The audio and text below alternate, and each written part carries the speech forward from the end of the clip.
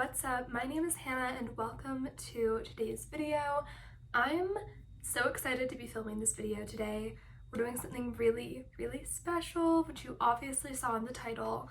We are recapping the entirety, all 8 books of the Throne of Glass series, and a whirlwind it has been. So before I get started, go ahead and grab a cup of coffee, grab a snack, and settle in because we're going to be talking about a lot of stuff in this recap. It is going to be spoiler free. I really believe people should read this series and think it's a great introduction to fantasy. So because of that, I'm not going to spoil anything. First things first, I want to say that overall I give this series 5 stars. I'm going to be breaking down each individual book and what I rated it as well, but I'm so impressed. This isn't my favorite series in the Sarah J Maas world. I haven't read Crescent City yet. It's right here on my little shelf, but ACOTAR is sitting right there, and I have read that. That is my #1 favorite Sarah J Maas series. A Court of Silver Flames is one of my favorite books of all time, and yeah, I'm definitely a huge ACOTAR fan, and I absolutely loved Throne of Glass, but I would rate it secondary to A Court of Thorns and Roses. So let's get into it, you guys. The first book in my reading order, which is the publication order with the tandem, is Throne of Glass. Pretty much what this means is there's a couple different ways you can read the Throne of Glass series. They're all available online. I decided to read publication order, which means that the prequel that was released third, I actually read third instead of reading it at the very beginning. A lot of people recommend reading Assassin's Blade first. I've been going back and forth on it, but I truly think that you need to read it third, and I'll explain why when we get to that book. The first book, Throne of Glass, placing us in the world, we are in the mind of a 16-year-old girl named Celaena Sardothien, and she is the world's best assassin. And we learn so much about how this came to be in Assassin's Blade, but what we need to know is she's the world's best assassin, she's currently enslaved, and she is going to be pulled out of her enslavement to be competing in a competition in order to become the king's champion. Pretty much lords, dukes, and princes around the kingdom have chosen a champion to train and send into this tournament for the king, and it's battle to the death. So whoever comes out of it will end up being the king's champion, and Celaena is one of those chosen people to compete. So we get pretty much 100%, I feel like, Celaena's point of view in here, from what I remember.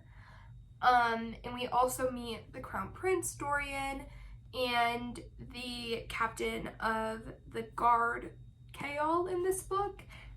Both of them have storylines that are super important throughout, so definitely pay attention to them in this. Also, I apologize if I'm nasally. I have had the flu. I'm recovered. I'm not contagious anymore, like fully don't have a fever anymore, but I had the flu for like over a week almost, so I am like still sounding like it from that. This book I rated 4.25 stars. I really liked it. This is considered a pretty high rating for me. I'm super picky. 5-star reads are coming in this series, don't worry. Next, we have Crown of Midnight. This one I gave 4 stars. I think that I was just a little bit like sort of slowed down after the first one and wasn't able to connect with this one as much as I had wanted to. I also just, I think I was sort of expecting different things from this book than it offered, and it was still great. 4 stars is really high for me.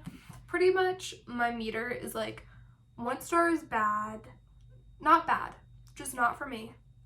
I don't really believe books can be bad. I just believe that there are some books that are for me and some books that aren't. 3 stars is good, and 5 stars is like, this is one of the best books I've ever read. So getting a 4-star rating is good. It's not like a shame on the book or anything. But yeah, so it was interesting. I read this in a day, so it was really fast paced, and it just furthered the story, which I liked. I have a book I've had a change of heart about. That is The Assassin's Blade. This is the 5 novella book, and this one can be read first or third. Again, I read it third because of the publishing order, and I recommend reading it that way because the characters you meet in this book and the things that happen, you need to know about all the way through the end of Kingdom of Ash. So it's really, really important to have this kind of more fresh in your brain, and I don't feel like these stories are essential to understanding what happened in the first 2. And I almost think the first 2 build up to this really nicely, even though this is the prequel, so I like the way I read it. Originally, I will say I gave it 3.5 stars because I just kind of felt like it didn't need to happen, and then as I read the other books, I realized how much of a mastermind Sarah J Maas is, and this became a 5-star read. So I would say give it a chance and also keep it in mind while you're reading, and it definitely grows on you. So originally I gave it 3.5 stars, now I give it 5, which is a huge leap, and it's so good. Really need to know everything that goes on in here in order for the last, pretty much entire rest of the series, but especially the last book, to have the kind of impact that it does. You like really, really need this. So I highly recommend this one. Next, we have a book that started the skyrocket up to the 5-star series that this has become for me, which is Heir of Fire. In this book, you get a new perspective of someone I love so much. There is a character in here. I think I could say the character name. I don't think that's a spoiler, because you don't know who they are or what they're doing. Manon is in this book. Manon's one of my favorite characters. Her arc is insane. Her character development is insane. Her story is insane. I will say there is something that happens involving her, but not directly related to her. Well, kind of, in the last book that made me cry so fucking hard. Oh my god. Bawling my eyes out. I love Manon, and we get the beginning of Manon here. So this was a 4.75 star read. I really, really enjoyed this. Queen of Shadows. This is a 5-star book. I read it in a day. It is so good. There's not a ton I can say that's not going to spoil things, I don't think. But we do have a name change in this book. I'm not going to say who changes their name or why, just in case there are people who don't know what happens. Oh my gosh. Something that everyone talks about, this is a part of the series where you can read it a couple different ways. And honestly, I think that this is our own personal challenge while reading this series. The characters go through a lot, we're put through a lot. This is part of what we're put through, and it's complicated, it's complex. So we have Empire of Storms, and we have Tower of Dawn. If you're reading in the normal publication order, you read Empire of Storms first, and then you read Tower of Dawn. But what a lot of people do, including what I did, is a tandem, which I'd never done before, and it's where you read some chapters of this one and some chapters of this one and go back and forth throughout, because these are the same exact time period in 2 different parts of the world. So this is the North and this is the South, and that's all I'm going to say about that. Honestly, it put me in a slump. I loved this one. I did not like this one as much. I know that that's really, really common. Everyone kind of feels that way about it. But I will say the last 10% of this book was probably, this had like one of the most intriguing endings to me of all of the books. But the first 90%, I was like loving this and then struggling through this. For context, the first 5 books took me a month. These took me a month and a half. Just these two. So that was a lot. I listened to the audiobook for both of them, and that helped going back and forth once I started doing that, which was like a month in. I kind of had like just let these sit for a while because I couldn't get into them. I definitely recommend doing it, but I do think it takes a while to get into. The audiobooks really help you go back and forth a lot quicker. And yeah, so I really liked these, and they're so fun, but challenging. This is a challenge, okay? But you have to do it. You have to.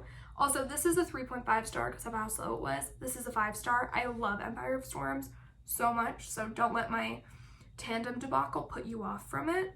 Some people I also know don't read this one. I think you have to. I think you need to. I think you need to round out the series. Kingdom of Ash. I love this book so much.